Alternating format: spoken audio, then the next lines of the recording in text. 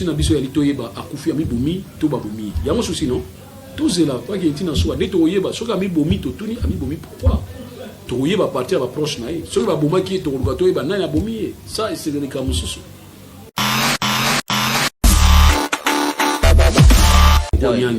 même vieux koko nyangi na zolo bazo kama ke lumba zo belanga boendeni nazo côté la été koko nyanga démentir ali makambwana ayebi ya côté kozala proche azaki proche il y a un ancien général-major ou azalaki Joseph Kabila na armée donc oya kufi aza général-major Kabila pas azaki ancien général-major bazaki na kati armée ba utaki na AFDEL do baza ba camarade basali ligne na bango ensemble basali parcours na bango ensemble moko atika na armée moko alongwa comme président tant comme président sali ba mandat na ye alongwa comme sénateur siko tango muto oya ye bazalaki banda kala kufi alela te siko condition à kufeli toujours c'est la banquette. Moi je suis parmi les gens qui croient que enquête au déclarer na niveau ya force armée congolaise na o sepela na ngoti ngai na o sepela na ngoti mais na lingi une enquête indépendante na lingi de justice na bisonde procureur général près cassation parce qu'il y a une mort d'homme. Vous le considérez plus comme militaire, pourquoi? Moi je le considère d'abord comme un humain. Donc il faut d'abord procureur près à cassation, il faut qu'on appelle dossier. Ah bah on a enquêté, qu'est-ce qui s'est passé réellement? Autopsie, bah ça la nyonso ba yeba. So ils ont suicide, ils ont suicide. Et il qui l'a rappelé que na RDC suicide des infractions té. On condamné na puisque coupable yé wana ki. Au complice, mais attends, ce qui est principal les a tel qu'infraction té, accessoire comme infraction. Puisque complice, azanega accessoire, na principal, il faut qu'on établir une infraction principale après qu'on l'a pas complice. Mais ce qu'on a azaï complice à suicide naïe. Complice à suicide, ça veut dire quoi? Ils ont un sens parce que suicide des infractions té. Le bas peut-être lazara qui mouto a commandité mettre naïe. Mais il faut qu'on démontre en haut. Jusque là bas sur la banquette. Mais j'insiste que ceux qui armés sur la banquette n'ont naïe. Ok, bah ça. Na pegi si moutou té. Ceux qui ont service à renseignement, il y a miné, mais moi j'aurais préféré qu'il y ait un dossier fondamentalement pour nous procurer la forme du dossier parce que c'est seul le procureur qui a le droit pour fixer le dossier au niveau du tribunal. Ceux qui ont supposé, présumé assassin. Amia Badju faisait 1000 intérêts. C'est ainsi Mobutu pour nous séparer les Africains. Mobutu a catagé la relation diplomatique entre Israël et Zaïre. Place Mobutu a une déclaration entre un frère et un ami, les choix est clair. Et finalement, après, Mobutu Babi, qui est l'histoire de la Russie, Mobutu Babi, qui premier à rejoindre sa relation, il y a Zaïre et Israël. Vous voyez que Mobutu a bénéficié de trop. N'a pas eu à Salaki. Nous avons eu beaucoup de soldats qui formés en Israël. Toujours eu une intervention mingi à Israël pour l'intérêt à RDC. Donc, les locaux amis à Israël, ils ont vraiment bien milité, ils ont mal pour la RDC. Surtout dans la période toujours où ils ont aussi la RDC va porter voix dans le monde entier. Wad peut aller qui est accoutumatique dans la classe politique congolaise. Donc, si ils ont malédiction, les Hollandais sont je ne sais pas. Nous voulons avoir une opposition républicaine. Nous voulons avoir une opposition qui va commencer à jouer les contre-poids. Et nous avons toute une loi portant statut opposition. Il faudrait que les gens se référer à nous. Et dans la loi, on a une loi qui est comme les lois, il y a portant statut opposition. Parce que l'opposition a une obligation à pouvoir en place, à partager les mécanismes où il y a des mécanismes. Mais non, ce n'est pas le cas. L'opposition à l'équipe de la télévision a pouvoir en place patin. Si vous avez un patin, vous allez expliquer. Les autres ils ont même histoire à porter parole. Et on appelle ça une idée. Pour faciliter le biseau. Et porter parole à l'opposition, loi est qu'on appelle ça député. Et porter parole à l'opposition, ils ont dit que nous mis deuxième dans la liste de l'élection. C'est simple, non? Carrément, c'est Martin Fayulu dans la logique. Ah, on a évité, mais on a une rétroactivité, pour un lobby. Pour la réussite ici, on a des lois qui sont déjà dirigées. Pour une institution, par opposition parlementaire, puisqu'il y a opposition parlementaire, opposition extra-parlementaire, tu as une opposition armée, tu as une opposition combattant. Opposition, il y a diaspora. Ce que tu veux battre pour porter parole à niveau ni. Et on te dit, on nous a dit, il y a l'opposant, porter parole à l'opposition, et sa candidature. Si on rate aux président et qu'on mis deuxième, automatiquement aux opposants, porter parole à l'opposition parce que Martin Fayulu a battu au bazar dans Simanaï. et il paraîtrait que ceux qui nyumbi na beni bafota qui mbele msusu pouvoir à Martin Fayoulou msusu na Libye.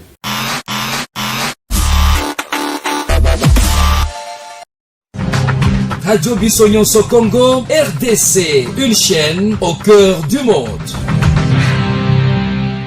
Merci à tous les abonnés de VNC Live, mais pourquoi pas de votre radio, la radio Bissonyonso Congo RDC.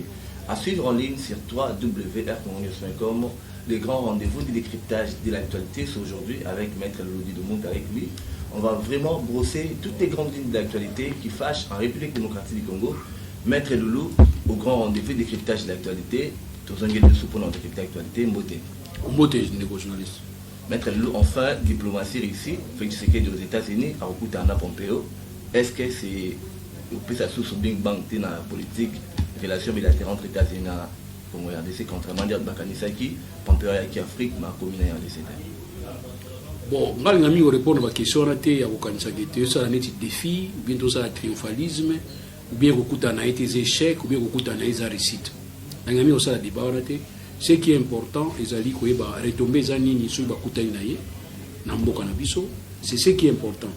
Et puis tout tika impressionnisme kula isabato mokili lokola ke suka ezaka kokuta na pambe ezali kokuta tsona nzambe te to travailler na RDC, surtout travailler mettre au senga ki to zo ba résultat et ko permettre biso to faire développer. Bango ba ko accompagner biso kaka. Donc à telle enseigne que ceux biso to za prêter, ata bango za prêt ko leka biso to kini biso te. Faut biso moto za d'abord prêt to bani to zo luka. Ok, justement, une deuxième thématique qui a abordé Zali Félix Tshisekedi dans Jérusalem. Enfin, tu as représentant ambassadeur, il y a RDC dans Jérusalem, bien impressionnant les gens. Impressionnant, qui est bien qu'on harmonise les relations avec les pays qui ont été aidés. Israël est un pays à Mounene, État Mounene, où il y a un lobbying makasi. Il y a un moment aux États-Unis, avant, chef d'État Nyonso Akoma Mukonzi, président de la République Nyonso dans les États-Unis, Akoma Mukonzi. Il faut qu'il y ait sa politique ni dans un intérêt à Israël. Donc Israël est allé net l'issue, basou qui a l'issue aux États-Unis. Donc les lois sont bonnes sur la relation avec Israël. Tous en ont avancé belé. Ils allaient avancer belé parce que l'ami de ton ami c'est toujours ton ami. Donc l'Israël reste l'ami inconditionnel il y a États-Unis. Donc les lois sont tous en ont bonne relation avec Israël pour gagner mingi parce que Israël est en lobbying makasi na eu tellement de monde. Bah juif pas vraiment installé. Et les locaux à la Amia Badju faisaient mille intérêts. C'est ainsi Mobutu, pour nous séparer les Africains, Mobutu a catalogué la relation diplomatique entre Israël et Zaïre. Place Mobutu a une déclaration entre un frère et un ami, les choix est clair. Et finalement, après, Mobutu a dit que l'histoire est là ici, que Mobutu pas qui premier à rejoindre sa relation, il y a Zaïre et Israël. Vous voyez que Mobutu a bénéficié de tout. N'a pas eu à Salaki. Nous avons eu beaucoup de soldats qui formés en Israël. Toujours qu'il y a une intervention mingi à Israël pour l'intérêt à RDC. Donc les locaux qui sont amis à Israël, ils ont vraiment bien milité, ils ont mal pour la RDC. Surtout dans la période où ils ont RDC va porter voix dans le monde entier. Oui, justement, Maître Léona, sur le plan national, il y a des tensions dans la coalition MCDCAsh. Entre autres, tout le monde a un peu de Delphin, le général Delphin Kayimbi. La circonstance, il y a beaucoup de Fanaï, ils ont créé vraiment beaucoup de suspicions. Déjà, là où il y a des faits, il y a une réaction. Il y a regret parce que Moutunda a coupé. Quand il y a un mokili qui a coupé au CPLA, au moins on a gagné. On a gagné le côté.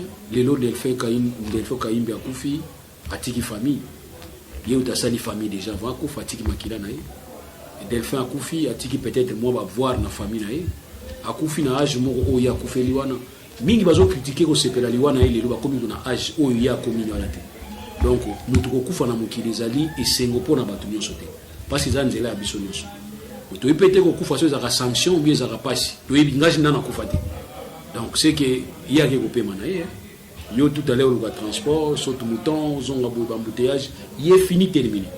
Donc to rendre yo hommage par rapport ya ndenge abundaki pona mboka koloba ki aza maîtrier c'est que yo ne faut prouver qu'il y a ça ya solo mais azana bato bazo mona comme papa azana bato bazo mona comme noko comme ami.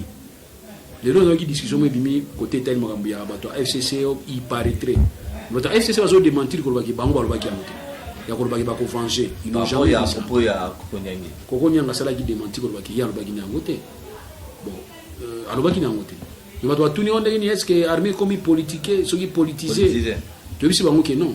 Avant que Delphin a comme soldat, il y a des camarades. Avant que ba o musu ba comme ba politique ba épée ba soldat. Donc pour dire que ba kutana ina ba front, ba yebana ina ba front, ba zoaki ba taille ko vendre ko vivre na ba front, ba kaboli famille ensemble na ba front. Les leçons ka koufi ezate que pose aux politiciens, aux asuna sentimenté ya ko exprimer pour na ko yeba ko lela o ya yonde ko. Donc tant bango alobi ke ono ba moni neti Delphin comme muta PPRD, PPRD et utaki na AFDEL. Delphin utaki na AFDEL. AFDEL avant comme un groupe armé, ils avaient comme un groupe politique, ils avaient d'abord groupe armé. Mingi bo mona lelo bo ibakati ba ba soda. Oyenga zo na mona ki photo ya vie mine de soda. Bo mona mona te, na mona photo ya vie militaire. Oh, na mona photo ya vie mine de soda. OK. Na biti ka za soda, mais na mona photo na ye. Vie Thomas Luwaka. Lelo ba Photoshop ali mettre lelo. Je sais pas, ya mona biki ba mona ba ki yona ngaite. Mais na mona vie Thomas Luwaka militaire. Na mona vie Bemba ka moko ya. Bemba ndi ya la militaire, on est bani ya moko. Voilà. Mais akoma politicien. Boye misu na kadi ya front baza yi camarade na Kayimbi. So so Kayimbi akufi, akoza na droit ko lelater. To a regretter que camarade na akufi. Les choses comme presque na ça ya mwana. OK. Donc pour dire que tant yoza journaliste avant za journaliste na ba master. Zoko ngapi na ba master nanga. Misu ba master na yo nanga to zaina master bandaka. Siko yo kumi na ngamu nanga. Likambo yelio. Na beta ngokara. So tango na ko lela o bozo lele makasi bo poani. Est-ce que yé pas ça muta PPRD té. Nazo rappeler bino que PPRD a uta musika. PPRD a uti na AFDEL. Muta kosa binote. AFDEL e uti na makambo bato soda. Bakadogo bana kati, ba membre AFDEL, bakadogo banani. Et ba mso a se démobilisaki ba komi ba civil politicien. Ba mso atikala ki ba koti circuit armé ti ba komi ba général. So so mutane ngona kufi siko bato bale la soute. Alors yo so mona ki na mabe parce ba sanctionner ki ye, eza droit na yo. Même bato ba sanctionner ki ba binini. Principe à Robaki, on est innocent jusqu'à ce que culpabilité et que vous allez établir la commission européenne de culpabilité à monter vous allez établir qu'à la justice. Or, pour nous la juridiction qui condamne qui bangote, ce sont des mesures purement administratives. Koko dans espace na bangote, qu'on ça faire na bangote, bakangimbo les akuna, c'est administratif. Rien à voir na côté tali judiciaire. So comprenez nga. Donc, il y a un avis que Azamutu, Tata ya batu, Noko ya batu. Camarade à Batou, Soga Koufi, il faut quand même regretter. Et Tika Bao va regretter parce que les gens ont Koufi. Justement, mettre le loup, mais il ont pédissé vraiment toutes les circonstances, il y a Lyonaï, parce qu'il faut signaler qu'il y a qui chargé à service et renseignement militaire. Et puis il y a qui vraiment parmi la rapprochage de l'Eftamila. Et le Bormik Touna, qui est réellement derrière Koufanaïko. Ça crée beaucoup de suspicions à propos de la Kourniang et puis ici, tu vas réellement éliminé. Pourquoi dans le côté de la Kourniang, même vieux Kourniang, il y a un cas qui est lourd, il y a un cas dans le côté de la été, Kourniang a démenti, il y a un Makambouana a bien côté. Vous allez proche, il y a un ancien général-major, ou Joseph Kabila dans l'armée.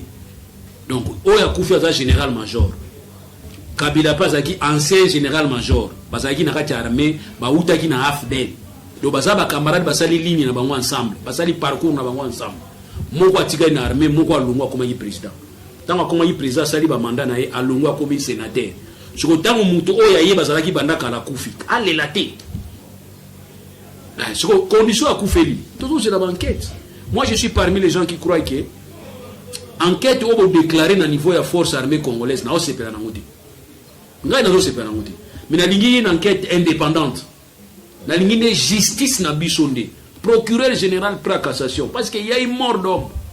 Vous le considérez plus comme militaire. Pourquoi? Moi, je le considère d'abord comme un humain. Donc, il faut d'abord procureur prêt à cassation. Il faut qu'on appelle dossier. Il faut enquêter. Qu'est-ce qui s'est passé réellement? Autopsie. Ça la nyonso ba yeba. Si ils ont suicide, ils ont suicide. Et une qui l'a rappelé, que dans RDC suicide, ils ont infraction.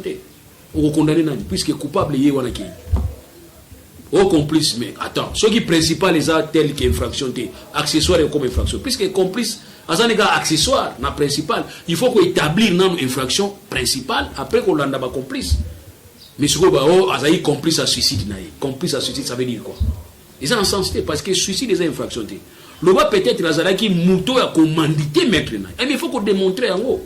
Jusque-là, sur la banquette. Mais j'insiste que ceux qui armés sur la banquette, ok, bah ça.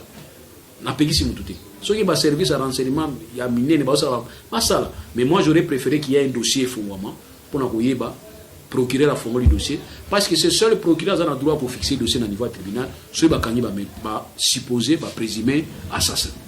Mais maître, comment expliquer Moutabala qui est la résidence surveillée et puis comment il pourrait se soucier et puis il faut évoquer peut-être il y a pendaison dans Katsanda et le cas qui est comment ça peut se passer, ça devient beaucoup plus compliqué le sien. Bilan de besoin c'est compliqué. Tolobi tout tika justice c'est ça la musala. Banquette c'est ça la musala. Congo tout ça la kaboinde. Tolinyo loni lelo buki lelo lelo tout tika justice c'est ça la musala. Boutika justice c'est la musala dans les calmes possible. Tout ce sur le ballon toyé bango après. Sergent surveillé, nana sala qui on a résidence ngo nani. Bodo surveiller mutu de l'extérieur, l'intérieur boibi que isha ko bimelizate. Mais c'est donc la mort à l'intérieur. Si c'est donner la mort à l'intérieur. Comment tu vas curieux ko baké ezali wate ya mibomi faut ya ba bomi. Ils sont dans la preuve pour apporter tout ça l'appel à témoin. Ils sont dans la preuve apporter la justice. Comme ça, ils permettent à ce que justice va exploiter, va faire, va prévoir, va responsabiliser. Ce qu'il faut responsabiliser. C'est ce qui est important. Alors moi, je ne vois pas pourquoi tout le monde a un sens là. Ici, je voudrais féliciter Kabound. Jamal Kabound, je le félicite. Tant que le que tout dramatisant. Nous avons confié à nous et puis à présenter ma condoléance à la famille. Et moi, la bouche autorisée dans le niveau IDP, c'est lui. Donc tout ce que les gens peuvent rencontrer dans la rue n'a pas monté. Mais il y a une autorité à IDP à reconnaître que Moutakoufis c'est un vaillant militaire. C'est un vaillant soldat. Il y a Bisso. Alors, Koufi, la circonstance, tout ce qui va déterminer. Na place où on a tout kanisa. Et na tout kanisa, tout le monde va tout ça, tout le pas mutumoko. Oh, ye kaka. Babiso so afimo ikoya ki babika o ye mtakani na ba ipava mwiza na ndako na ye wana na Joseph Kabila to na zo boya lo makomo na ba rimeka to za yoka. OK, ya Joseph Kabila nde natanyi ko mote. Yo mtotanyi ko mo ba wono avion wana so bo mo na mboki ni place boy. Ah, ngana pesi yo ka matia pour al bande de la Joseph Kabila. Ba rimeka. Zo compagnie on biki to banda mi ko se fie na ngote. Ya on biki à un certain moment ba réseaux sociaux biso binto ni to bima biso réseaux sociaux. Parce que les réseaux sociaux ba baki yo no ngana kufi. Nzoka ngayo na kufiti na sana. Mais ba pesi message ba kuninga pe côté mususu. Wana za réseaux sociaux. Donc réseaux sociaux ça pour na ba faibleté. Et ça o pour na ba to za ba moyen muke. Parce qu'avec $1 go activer au bengi poto, au sonner ba poto, hier c'était impossible. Parce que il moko $5. Mais les avec $1 au sonner ba na poto, na ba WhatsApp, au sonner ba Messenger, au sonner là, tu vois avec $1. Donc ça dit ezako ko aider biso pour la communication. Mais tout le monde qui est réseaux sociaux comme il n'a pas aventurier belé ba escroc mingi ba continuer les réseaux sociaux ko utiliser ko désinformer ba tout ko intoxiquer ba intox ba me belé belé il y a un tout tika ko commissaire réseaux sociaux comme ba tribunal na biso réseaux sociaux comme on dirait tribunal et comme ka mnyon se comme kuna moko na mona ki ozo futa nyongo na ngate atinya na réseaux sociaux ah mais mutawa futa ni onote kene na tribunal kene ko so za ba preuve et na tuni preuve d'aller au preuve ça timina samouché kaka ah non on continue prison te pour la déclaration non mais ça va imputation dommageable ba diffamation comme ça dans les réseaux sociaux et on ça l'appelle cybercriminalité to yeba ko kanga ba to ça bango que même na réseaux sociaux mutako commettre infraction pe ba kanyo ke prison et nous allons bien parce que net na niveau Sénégal tout le monde il y a une fois ma ju photo à mobile na ye na moi si mon boye a ju a publié mon akanda mais tant moi ça qui n'ako funda moi soit dans la prison moi si on a publié dans la prison à la prison pour nani babiki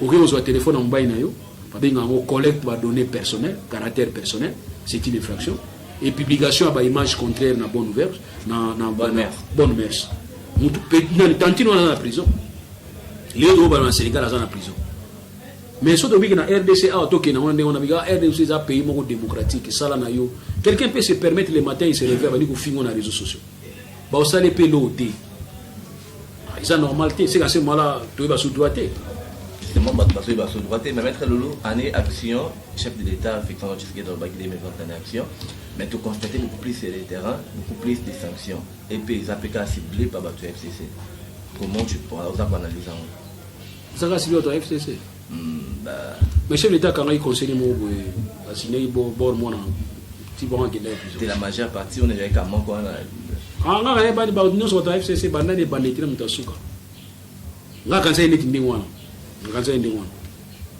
na on tourne kanza indingwana donc en cadre on voit beaucoup plus banda ciblé ba FCC donc Yuma et puis mutasuka aussi au Kende à général de fait Kaimbi donc Tournant toujours des sanctions à sanctions non, est-ce qu'ils arrivent en Général Kaïm, il y a des Général Kaïm, pays ça maintenant combat là Général Kaïm a su sanctionner.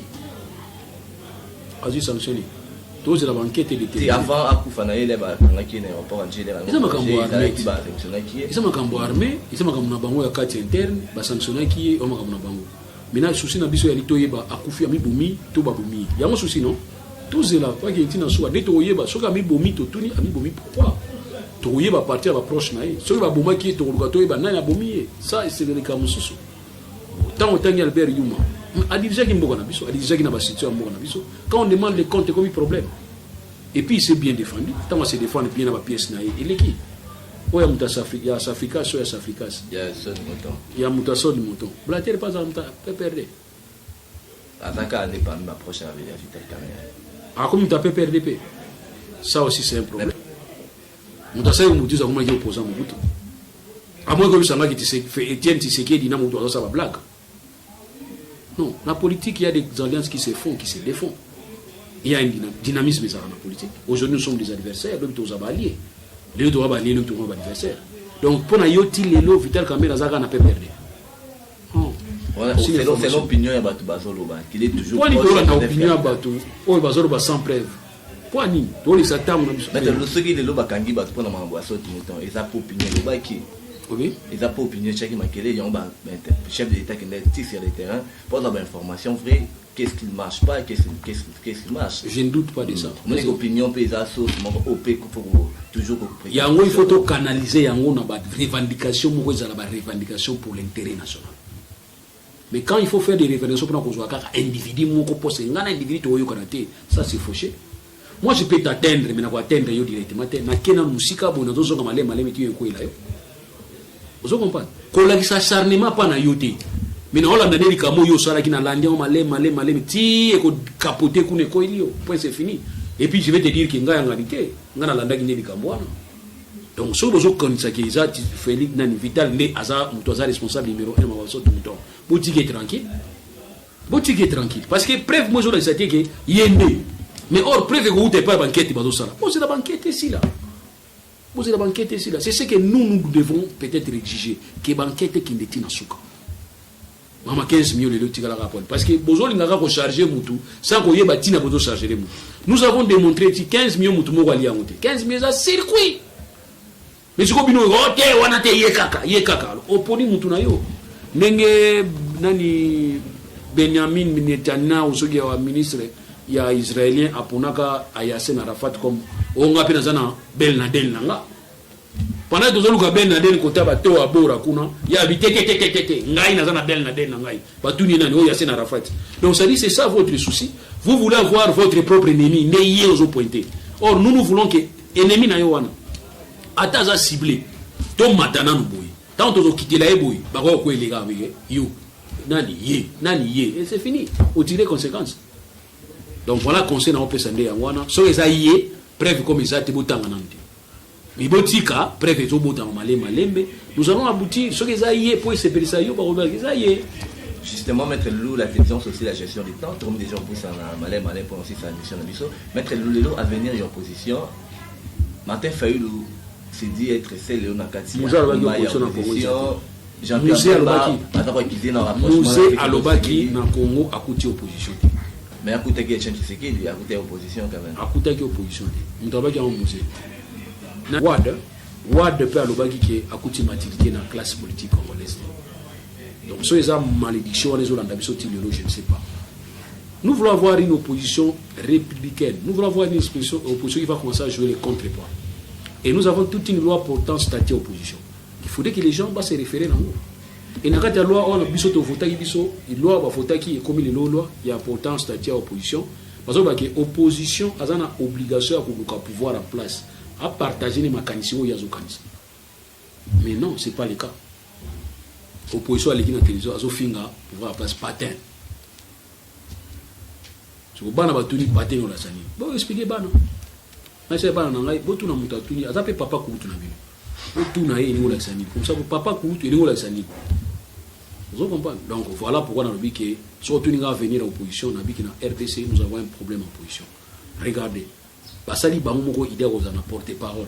mais qui est le porte-parole à Ibanate. Vous voyez que déjà, 2 millions de dollars pour l'organisation. Regarde, pour l'opposition, au PC, 2 millions. 2 balles. Donc, 5% il y a budget. Il y a 4 milliards de dollars. Au PC, 2 millions et pas opposition. Et l'opposition peut être coquille copona porte-parole. Et les autres ont une même histoire à porte-parole. Et on appelle ça l'idée. Pour nous faciliter les choses. Et porte-parole opposition, loi est qu'on appelle ça député. Et porte-parole opposition, ils ont dit mis deuxième dans la liste de l'élection. C'est simple, non? Carrément, c'est Martin Fayulu dans la logique. Ah, n'a évité, mais on a des rétroactivité, pour le lobby. Pour les ici, on a des lois, monsieur, déjà obligé. Pour naïe, il y a une institution, opposition parlementaire, puisqu'il y a opposition parlementaire, opposition extra-parlementaire, tu as une opposition armée, tu as une opposition combattant. Opposition, il y a diaspora. Parce que tu peux être pour porter parole à niveau ni. Et on te dit, oui, on nous a dit à l'opposant, porter parole à l'opposition, et sa candidature. Si on rate aux président et qu'on mis deuxième, automatiquement aux opposants, porter parole à l'opposition. Parce que Martin Fayulu a battu au bazar Simanaï.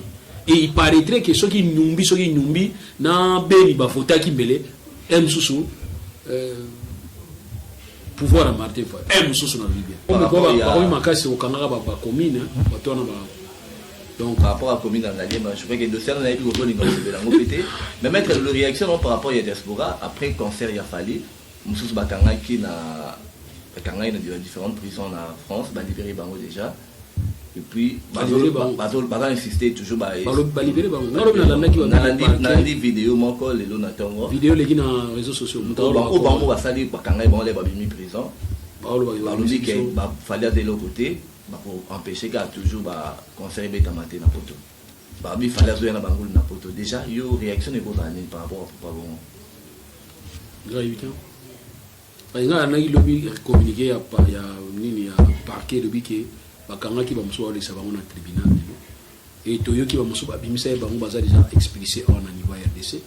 Boyo le biquet va me sauver, qui va continuer comme ça. Bimisa va bimer déjà Baza en Paris. On a des informations sur dans un contact direct dans le combat. C'est bien. Mais il y a qui tant où biminde on a fiché à Bango.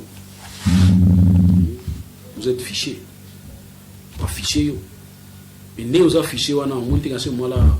Parce qu'il va ficher à mais par rapport à la revendication, mais au début, il y a même au début, il y a un ceux qui troisième, ceux qui fichent pirate, ceux qui ceux qui degré, ceux qui alerte, ceux qui alerte dans le niveau 3. Alerte dans le niveau 3, c'est déjà un côté terrorisme. Dans le niveau France, on va déclencher. Alors, ceux qui conseillent au bête en France, c'est bien parce que raison est allée. Ceux qui raison, on va discuter raison, on va apporter solution. Parce que souci est anime, souci est que conseil est en France, tout en Belgique, tout partout, mais ça conseil européen ça message dans le monde. Parce que opinion belge, opinion française, on a besoin de savoir exactement qu'est-ce qui se passe dans la RDC. Or, bato ko aider biso ya bato baza beaucoup plus proche na biso baza kuna. Ils ont dit qu'on a biso wana. Zona nanga. Alors les loso qui bobi qui beta masouté pour bolingue beta masouté pour dans quelle raison parce que pas si dans la RDC pour communiquer, il faut communiquer pas si on est dans zone Congo. Et pas si on est en je vous dis pas si on est à partir de soutien pour le pays limitrophe à RDC, je ne peux pas comprendre Moutaye Nakata Est à Boumi, après à Bungi. Ça, je ne peux pas comprendre. Et tant à Bungi, on a dit que Rwanda nous soutenir. Donc c'est gazé na Rwanda. Pour ni ko kota boiza facile na ba délinquant, ko so appelé boiza facile na ba délinquant, so ils Rwanda nous soutenir ba. C'est là où nous sommes. Au théorie politique, on a toujours ça, on n'a pas Savimpi. Parce que la base arrière, il y a Savimpi. Il y a Jonas Savimpi dans le mouvement, il y a Nani, il y a le mouvement. Alors, si il y a Yango, tu as pression dans l'opinion française. L'opinion française peut être pression pas décider dans Bango. C'est comme le Camerounais, qui est un activiste, il y a droit de militant, a interpellé Macron. Macron était obligé à s'exprimer. Et à expliquer ma caméra de niveau il y a Cameroun. Et aujourd'hui, on nous apprend que Paul Biya Nakana Macron Basolola qui autour d'un problème. Il va dire que tu as une proposition, il y a ça là, pour libérer prisonnier à côté à parti anglophone à Cameroun nini to accordé et puis bazan en liste ba prisonnier politique au Biakangi. Ils vont maintenant commencer à discuter par rapport à ça. Bon moi que Camerounais wana a lequel son esprit. Est-ce que moi y Camerounais a lequel son esprit. Mais ce qu'on peut dans le monde qui concerne on a besoin d'en côté bétama. Fallait au baquet non fallait concerne au bétama à condition que on permettre biso nakati ya concert au sala 3 heures pesa biso 30 minutes to communiquer dans le monde to bisa dans le monde qu'est-ce qui se passe dans RDC. Mais comme on esprit à ko culpabiliser Batou.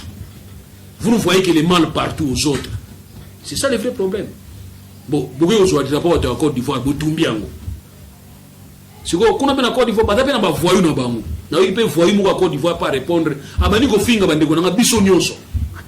Incident diplomatique, on dirait. Non, les incidents diplomatiques, il y a qui des fous. Bisognoso, tu dois réfléchir. Tu dois réfléchir bien. Nous avons eu nos fous. Tout mis rapport à la Côte d'Ivoire. Si nous avons encore entendu la réponse venant d'un autre fou de l'autre côté. Ça, c'est de la folie. Est-ce que nous devons laisser nos fous nous diriger? Non. À un certain moment, nous devons condamner. Donc, nous condamnons cet acte. Il y a besoin de drapeau, il y a pays frère, il y a Tumbango. Ça, c'est vraiment une condamnation. Mais ce qu'on bino peut modérer côté Nabino, pas répliquer. Mais pas avoir un fou. Basaka bangon presque nemo ba menaka diamba ba menaka ba drogue il passe alors ba ça ba kamamo boy c'est comme si ils sont intéressés biso non ça nous intéresse pas nous avec nous Côte d'Ivoire on a ba relation avec Kitoko tout ça très bien en tout cas nous n'avons pas de problème avec nos frères Côte d'Ivoire ivoiriens on a problème na ba monter justement on n'a pas de problème na ba frères ivoiriens mais que le poteau aussi sanayo il y a une bataille assez lourde sur le plan médiatique entre EDPS et INC. C'est une bataille qui va prévoir déjà 2023. De l'autre côté, il y a une probable candidature. Il y a Vital Kamerhe en 2023. Déjà, comment tu peux réagir dans la projection? Bon. Bataille EDPS, je me dis. Justement. Bataille EDPS, il y a des difficultés. Pour nous, on a encouragé au Senga, par corps va signer dans la FCC, par corps va signer dans INC. Et ça va baser autour de ça. Si vous avez une question par rapport à ça, on va répondre. Bon, vous avez envoûté. Non. Donc ça, je voudrais dire qu'avant tout ça, le débat anglais, nous devons avoir un accord signé entre FCC et Nakash. Tout le monde a un. Et puis il faut tout le monde ait un accord signé entre IDPS et INC et Kenya. Tout le monde a un tout le temps. Ceux qui n'ont pas sens, il faut que les gens respectent leur signature. To ina ngate ko ba mfutenga c'est comme moi sinanda kwa sali kindumba bakangie au faut ya Satan to ke sali Satan to beta Satan ou beto kanisa Satan donc on a biga ki to mona ba document on aider biso de se mettre l'autre na sous commission na biso na éviter mutwani na tunyote au comité na pe au ça mais il y a nos potes aussi ça rapidement bon en tout cas mutuna comme tel exact les exaté merci quand même pas na bino mais na éviter na ofinga manaka. Merci beaucoup, maître. C'est un réel plaisir pour répondre à mes différentes préoccupations. Naïbi qui a été répondre à pour aborder les mathématiques. Mais Naïbi n'a aucun. Merci. On a tout messana déjà. Même pas si la paix dans l'analyse. Mboa kama singaluketu ya kingote. Donc to messana biso to ça awa. Na ba ba les foulé ba pesa bino samba kuta biso ka awa. To do ba awa. Et tant to lo ba pe awa, to le ka pe pemela ba demi-ap to le ka pemela ba aner. Parce que tout le monde a biso engagé à biso. Tout finga ate, tout le monde au monde a na makamu na sanobi na toucher muke opposition, na toucher muke régime. Donc na muto a muto te. Ezui. Ce que ezui. Ce que ezui te c'est là mon mususu. Merci beaucoup maître Lolo. Merci.